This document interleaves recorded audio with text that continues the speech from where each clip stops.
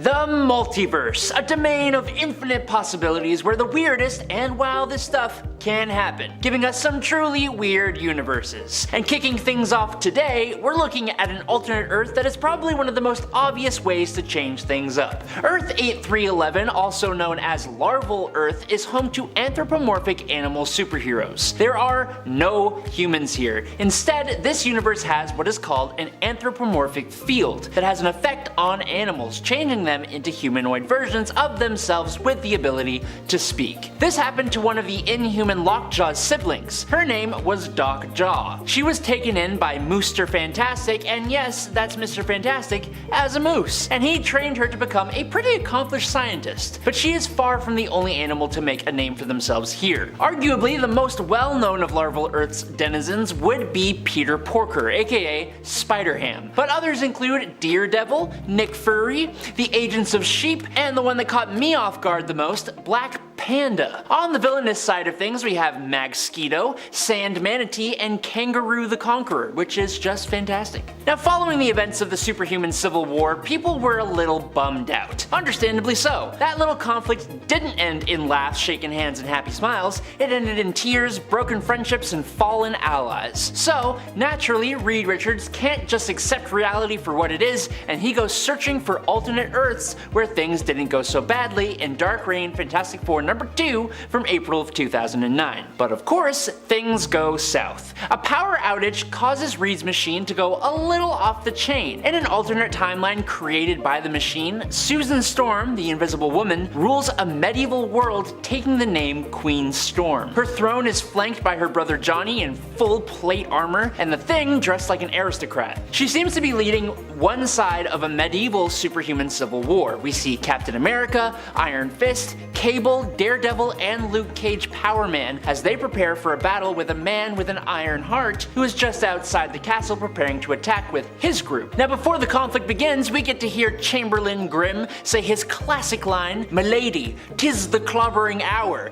and it's fantastic. But before we can see more, we move to other alternate timelines. In Uncanny X-Men number 153, Kitty Pryde has to tell Colossus's little sister Illyana a bedtime story. So what does she do? She comes up with an adorable little story recasting her friends as pirates, wizards, genies, and for one of my faves, Nightcrawler. Kitty turns him into little tiny Nightcrawlers that look eerily like Smurfs that she calls Bamfs. At first, there's just one, and it pops up and immediately falls in love with Kitty before like 10 of the little guys start popping up. But this is a comic book. Why tell a bedtime story when that bedtime story could easily just become a completely different universe that actually exists? Thanks to a mishap in the X-Men's Danger Room, Nightcrawler is transported to another dimension where the characters from Kitty's story, including all the Bamfs, really exist. And that place is Earth 5311. 1979's What If number 14 gives us a very different approach to history.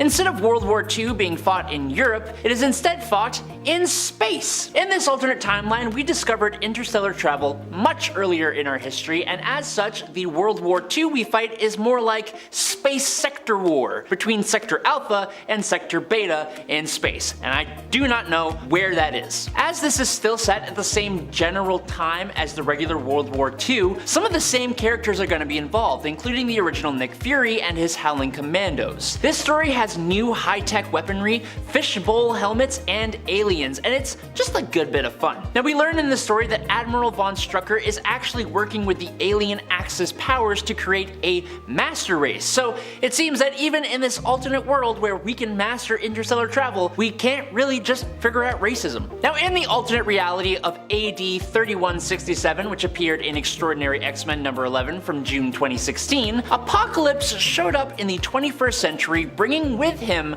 the Great Trials. Now, this event saw the end of entire civilizations and races on Earth and left only the Atlanteans, the Inhumans, an AI race known as the Stark Self, the Wakandans, the Mystics, and the Maloids. And they all lived under Apocalypse's rule on Omega World. This was a huge structure composed of bubble worlds that preserved what little remained of Earth after Apocalypse's ascension. The part that will blow your mind is that Omega World itself, the entire structure, is is Apocalypse. He still had a human form, and that essentially functioned as the Omega World's heart, keeping the whole place functional. At the same time, his horsemen functioned as like Omega World's antibodies, being sent out to cleanse the structure of anything that could harm their master. The mutant Colossus and a bunch of young mutants were transported here, where Colossus was captured and became another of Apocalypse's horsemen. Apocalypse was now after an ark being held by the mutant kids that contained thousands of mutant embryos. He should have left it all alone though, because it got him a good old sword in the back by the end of the story. That doesn't matter though, because the world is cool. Taking place on Earth 97161, Simon Walterson was a pretty killer football player whose career came crashing down due to a knee injury. Simon found the love of his life, married her, had a kid, and then they both passed away. But wait, it gets even worse. Simon got himself cursed by a witch after he wasn't able to pay her for connecting him with his wife and child in the afterlife. Now this curse turned Simon from a strapping man into a frog. Simon luckily found himself being accepted into a frog clan that lived in Central Park, and Simon took on the frog name of Puddlegup. Now, Puddlegup managed to assist the god of thunder Thor in a war between rats and frogs. After the fight, a piece of Thor's hammer, Mjolnir, was broken off, and Puddlegup was able to lift the sliver of hammer, which then transformed into a miniature version of Thor's hammer, and it turned Puddlegup into the mighty Throg, a frog with the powers of Thor. This world is the home of the Pet Avengers, a group of animals who belong to or are related in some way to various superheroes and who manage to form together as a team. Fantastic. Neil Gaiman's Marvel 1602 is one of my favorite comic book stories, but I will admit it can be a little weird. Basically, to lay it out, the universe the story takes place in, Earth 311, actually got its start in a different alternate reality. On Earth 460, Purple Man had used his powers of persuasion to become president for life. In that world, most heroes had been hunted down or had died from old age, but Captain America was one holdout. Unfortunately, he is captured and banished away to Earth 616's 1599. But because he showed up in the world, it inadvertently, and for some reason, created an entirely different alternate timeline known as Earth 311. For some reason, the presence of Captain America destabilized reality and began the emergence of heroes and villains into this world who are counterparts to many of the present day heroes and villains of the Marvel Universe that we are used to. Characters like Count Otto Von Doom the Handsome, Witchbreed, who are actually mutants, Thor from the Fantastic, Sir Nicholas Fury, David Banner, all these guys. These are some of the alternate versions of these characters. The story is so interesting, intertwining actual history with superpowered beings, but it's not without its confusing moments, and most of that has to do with how this story's world even came to be in the first place. While originally a crossover advertisement deal between Marvel Comics and Hostess, you know, the company that owns Twinkies, Snowballs, and those cupcake snack pastries, the Spider-Man of Earth 51914 is an official member of the Spider-Verse, being defeated by Morlun in the first Spider-Verse comic in 2014. But Morlun has defeated many Spider Totems, it's his whole thing. This Spider-Man is still more powerful than you may think. This sweet Spider-Man has all the same powers as our 616 Spider-Base hero, only has the added benefit of using Hostess snacks as equipment, whether it be to distract, lure, or even reason with criminals, and it even got him out of tight spots in his relationships. Like when he gave Mary Jane a cupcake so that he could slip away to fight crime. The power of sweet pastries should not be undervalued. Now, using his pastry-based equipment, he was able to defeat the Fly, Printout Man, Simon the Evil Swami, Madam Web,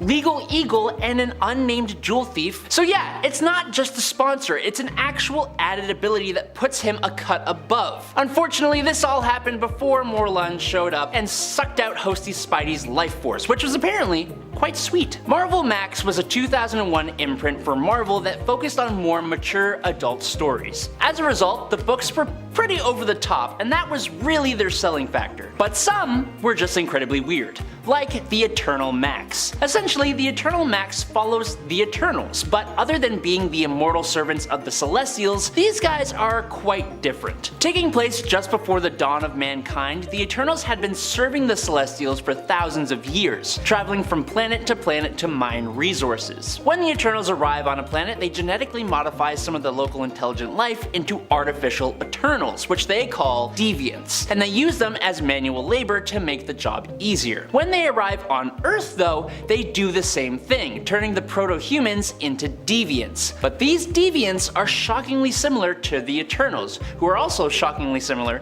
to us. Now in the past, the Celestials wiped out every single one of the female Eternals in order to force the male Eternals into servitude. So when these new deviants are created, the male Eternals get all googly-eyed for the female deviants. A large number of the Eternals go against the rules and teach the deviants how to communicate, and they begin to procreate with them. This leads to essentially a mini civil war among the Eternals between their leader Icodin and the second in command, Crassus. It all leads into the Eternals and these deviants basically becoming the first real humans on Earth. At least, that's kind of how I interpreted it. If you are over the age of 18, definitely give it a read because it is really interesting, but also very mature. And finally, if you have never read Marvel, just prepare yourself. This comic kind of just goes and doesn't really stop. The entire thing is satire, but like, not good satire like at all. There's even a page in each issue dedicated to explaining the jokes, and the story itself barely has any kind of actual plot.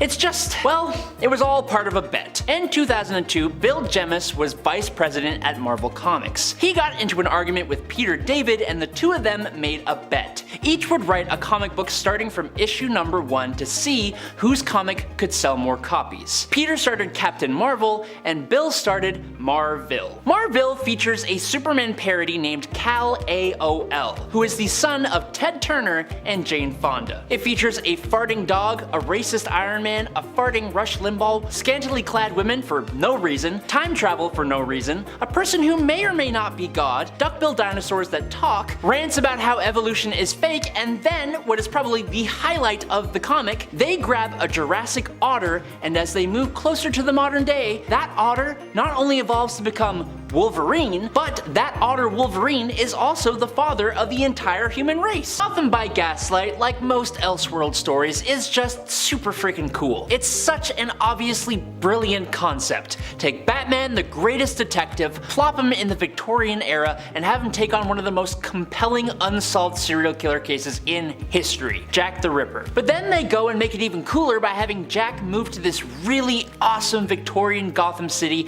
and give Batman and the Ripper a personal connection. The story even sees Bruce accused of being the killer himself, which adds yet another layer on top of everything else. Also, we have to talk about how incredibly cool the art style in this comic is, which came from Mike Mignola, who created Hellboy, and it just works perfectly in this Victorian setting. It's actually just a big old treat to read. Gotham by Gaslight was one of DC's most successful Elseworlds stories, and it got expanded on as Earth 19 with even more Victorian-era steampunk-style DC heroes, including the Atom, Green Lantern, and Wonder Woman, not to mention versions of a bunch of Batman's rogues gallery. Next up, Earth 47 is home to a version of the Justice League known as the Love Syndicate, whose members include Sunshine Superman, Shooting Star, who is actually Bruce Wayne, who got inspired by a shooting star instead of a bat, Speed Freak, who is a speedster, obviously, Brother Power, who is a mannequin brought to life by a lightning bolt, Prez Rickard, who is the immortal president of the United States, and the Magic Lantern, who is just a Green Lantern that literally looks like Shaggy from Scooby-Doo. It's fantastic.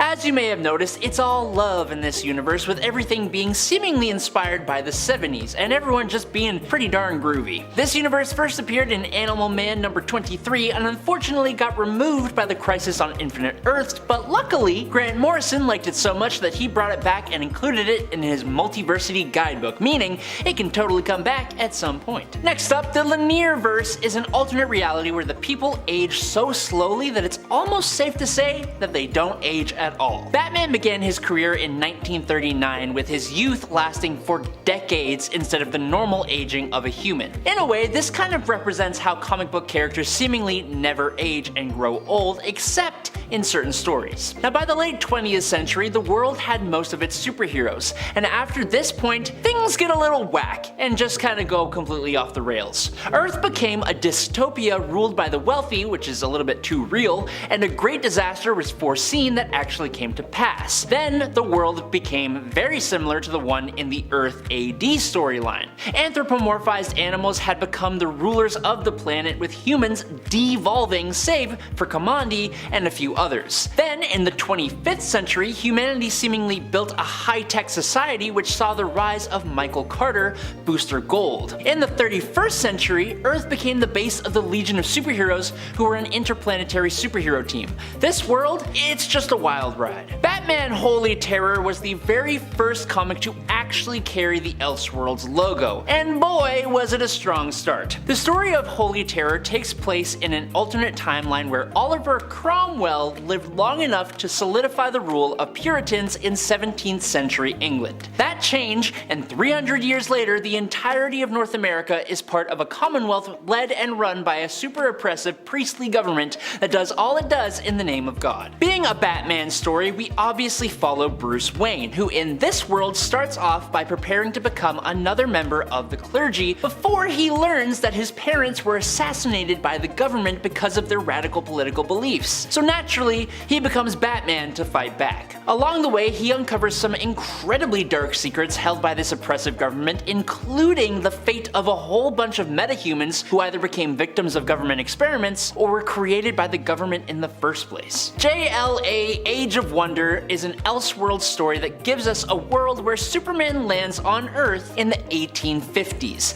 and makes himself known to the world at the 1876 Centennial Exposition. Naturally, this Superman starts working with the greatest minds of his time, including Thomas Edison, Nikola Tesla, and of course, this world's Lex Luthor. Unfortunately, since humans be humans, a lot of their new technological innovations are really just going towards massive devices of destruction and war. So, to combat this, Superman and the League of Science do whatever they can to prevent the start of World War I. This world is very clearly steampunk inspired in a wholly different way to Gotham by Gaslight, and we get really cool versions of Green Lantern, Starman, and the Flash, but reimagined as Victorian era scientists who are also superheroes. But arguably, the best part about this world is that it comes to us in a 2-issue comic miniseries, so you can read it in like less than a day.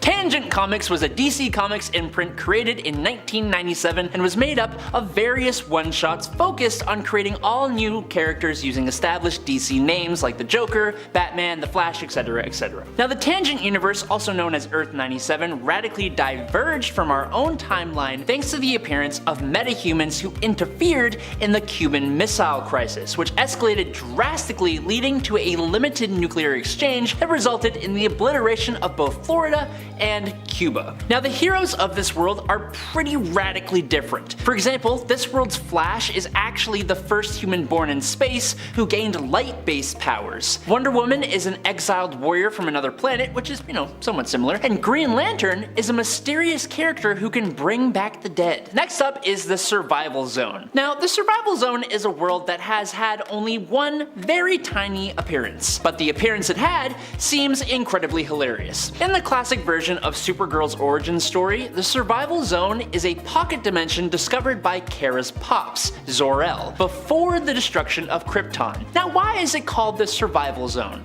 Oh, let me tell you. It's called the Survival Zone because it's where Zor-El and Allura had run off to survive the destruction of the Kryptonian homeworld. The absolutely hilarious part about the Survival Zone is that Zor-El seems to have just decided that he wouldn't tell a single other soul on Krypton about the existence of a surefire way to save millions of Kryptonians. Instead, the pair saved themselves and avoided the destruction of everyone and everything they've ever known. Appearing in Superboy number 95, Earth 95 is a world that kind of makes no sense. And it's all because of how it is that the heroes even get there. Well, actually, for starters, what's really weird is that this comic's main heroes include both of Superman's parents, Jor-El and Lara. Instead of traveling to this alternate Earth in any of the ways we have ever seen before, before, Jor-El and Lara actually have to make their ship bigger and bigger and bigger in order to get there. Now we've seen stuff like this with concepts like a microverse, so I guess going from a microverse to a regular world again would kind of be the same thing, but for some reason my brain really just cannot comprehend how you can get so large that you enter a different universe. This kind of hurts my brain.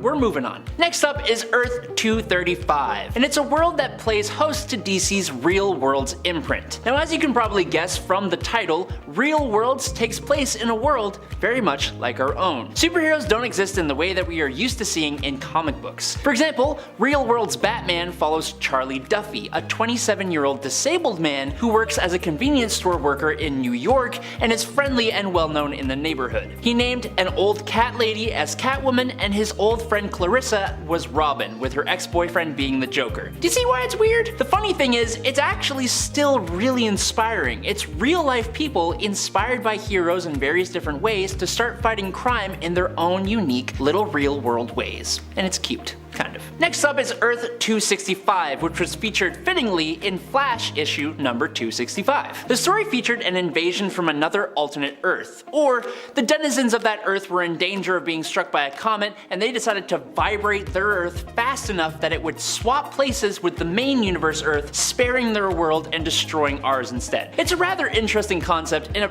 rather interesting early Flash comic, but the story isn't the part that's weird. I mean, yeah, it's weird, but the really strange part comes when we finally meet the denizens of this alternate world. The dominant species on this Earth have evolved not from apes like us, but from cetaceans, so dolphins. Naturally, they are like bluish, purplish, gray color, and they have pointed ears like elves. It's weird, I don't know. Coming in at number 10 is the tale of Ice Giant Thor. A perfect what if tale. It's almost surprising that it wasn't done before this point. In What If Thor in 2018, we get the story of what if Thor was raised by frost giants instead of Loki being raised by Asgardians.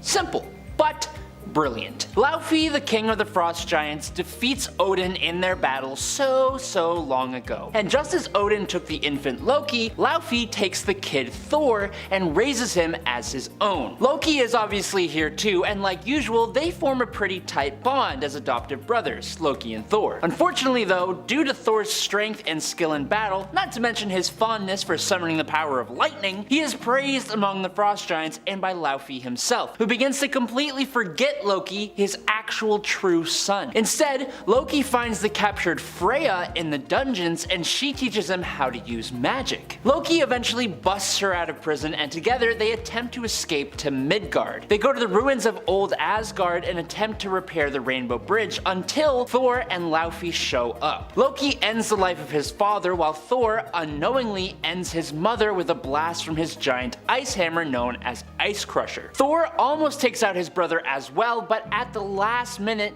he lets him go. Now we don't know what happens next, only that Loki went to Midgard, had kids and a family, and apparently became a hero. It ends on a rather sweet note, and I think that's lovely. Number 9, Fantastic Four as cosmonauts? Next, let's explore the what if story that begs the question of what if the Fantastic Four were Russian? Well, for starters, their name is different. In fact, actually, they're pretty much all different. Now called the UFFF, or the Ultimate Federalist Freedom Fighters, the team is made up of Rudion Richards, the commie Reed Richards, who instead of stretching can just pop off his limbs and send them out over long distances, which is way more alarming than having to stretch. Natalia Romanova, the 616 Black Widow, is also on the team as Widowmaker and can control electromagnetic energy. Pyotr Rasputin is also on the team, but he's still just Colossus and has all those powers, except his body and mind are deteriorating over time. And lastly, his sister, Ilyana Rasputina,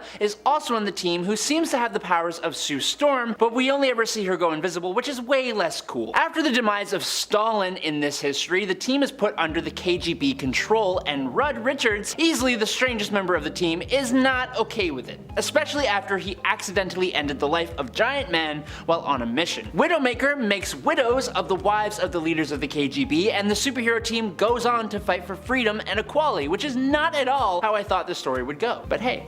It's good. Number 8, Jane Foster becomes Thor. Now, thankfully, Jane Foster as Thor has happened in the true 616 continuity, and it was really awesome. But here it's a little different in this what if story. Number 10 actually. It is Jane Foster who first picks up the hammer Mjolnir, not Donald Blake. In this story, Jane accompanies Dr. Blake on his trip to Norway, and when he drops his cane into a ravine in the original, she instead goes down there to get it for him. Striking the stick on the ground, just like Donald Blake would have, she becomes Thordis. Yes, Thordis. Unlike the modern interpretation, a female wielding Mjolnir gets an entirely new name in this what if. Wielding the power of Thor, Thordis fights off the Saturn rock people and then turns the cane that she seems to have just stolen from Donald Blake into a hairbrush to better fit in with her feminine alter ego, I guess, because men don't use hairbrushes. She has pretty much the same adventures as Thor, but crucially, she is rejected by Odin for not being a man. Oh, and for some reason, Sif gets with Donald Blake, which is kind of weird. This tracks all the way up until the events of Ragnarok, when Odin decides to give the hammer back to Donald Blake because he can't accept Jane as Thor. And then, as thanks, he turns Jane into a different god and then marries her. It's kind of gross, it's kind of really strange, it's kind of uncomfortable, but luckily it's only a story that comes from asking the question, what if? Number 7, World War II Space Nick Fury. 1979's What If number 14 gives us a very different approach to history. Instead of World War II being fought in Europe, it is instead fought in space. In this alternate timeline, we discovered interstellar travel much earlier in our history, and as such, the World War II we fight is more like space sector war between Sector Alpha and Sector Beta in space. And don't ask me to define where those areas are because I cannot. I don't know how space works. As this is still set at the same general time as the regular World War II though, some of the same characters are going to be involved, including the original Nick Fury and his Howling Commandos. This story has new high-tech weaponry, fishbowl helmets, and aliens, and it's a good bit of fun. We learn in the story that Admiral von Strucker is actually working with the alien Axis powers to create a master race. So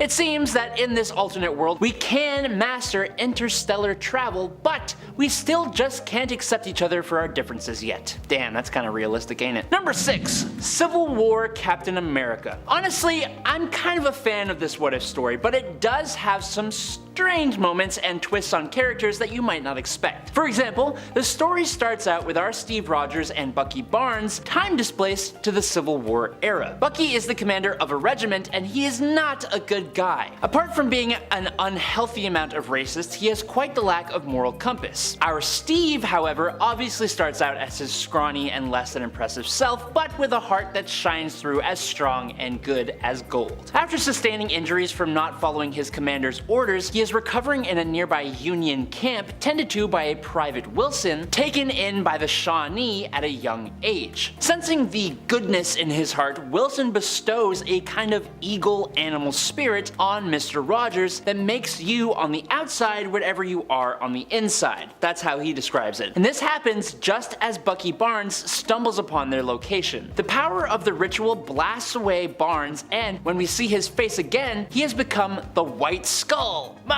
Which, I mean, you could just call him the Skull because skulls are white, but whatever. Steve, on the other hand, has become a mystical super soldier wielding a shield and sporting a headdress. It's insane. He goes on to save presidents, end the war, and leave a lasting legacy of Captain and General Americas that continues all the way to the modern day. Number 5, Barbarian Hulk. Alright, this one requires a bit of unpacking. So, in issue 23 of What If, the Incredible Hulk has fallen in love with a woman named Jarella, a green-skinned queen from the subatomic world of Kai who was brought back to our world when the Hulk was unshrunk in the actual continuity.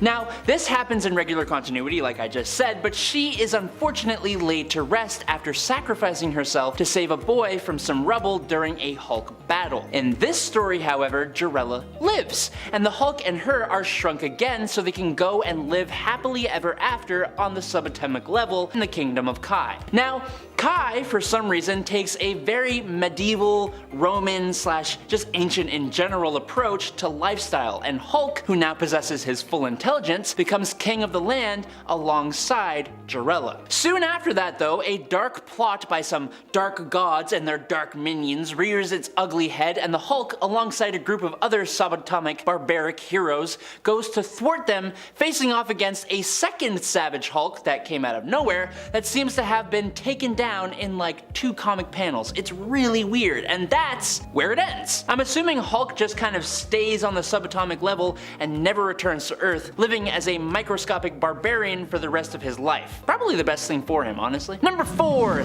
Thanos. Okay, so bear with me here. In the What If Infinity Dark Reign story, Norman Osborn, after becoming the director of Hammer and the Dark Avengers, figures out how to get his hands on the Infinity Gauntlet, defeating the Illuminati and all the heroes and becoming the Goblin King. Now, using the gauntlet, he creates a world completely under his tyrannical rule, and he teleports his horrible father from the past to show him the things that he has done in an attempt to get his father's love and admiration, something he has never had and still doesn't, honestly. His father begins to bash him for becoming a tyrannical ruler, which is a little worse given the fact that it was his father's fault that Norman even turned out this way. Teleporting them both back to the Dark Avengers base, the entire team has been wiped out. And as Norman is trying to figure out what happened, it's revealed that Thanos has shown up to collect the gauntlet in his awesome Thanos fashion. It's actually pretty sweet. Unfortunately though, not even the Mad Titan is a match for someone wielding the gauntlet, and he is dispatched. But not before he tells Norman that he is trying to get the love of someone who will never give it to him. After Thanos is gone, Norman's father, being forced by the Infinity Stones, begins to tell Norman how great he is, and Norman loses it, wiping his father from all existence, all time, and all space, which was dumb, because now Norman Osborn's existence is a paradox, and he, and this world that he created, fade into nothingness. So yes, Thanos is the hero here in a very, very weird way. Number 3, T'Challa Star-Lord. One of the better, if not weirder, episodes of Disney Plus's What If animated series revolves around a universe where instead of Peter Quill, it was actually Prince T'Challa of Wakanda who was abducted by the Ravagers all the way back in the day. T'Challa, as the new Star-Lord, convinced the Ravagers to become a Robin Hood-like group who steal from the rich and give it to the less fortunate. Under his leadership, they became icons, and they saved a lot of people, recruited and persuaded lots of heroes and villains to join the Ravagers to help the galaxy, one of which even being Thanos. T'Challa heard of the orb on Morag, the one from the beginning of the Guardians of the Galaxy movie, and he goes there to retrieve it, being stopped by Korath the Pursuer just like Peter Quill was in the movie. Unlike Peter though, Korath actually recognizes T'Challa as Star-Lord, and he joins up as well. He saved Peter Quill from Ego, saved Drax's family, got Nebula and Thanos to reconnect, and even stole a device from the Collector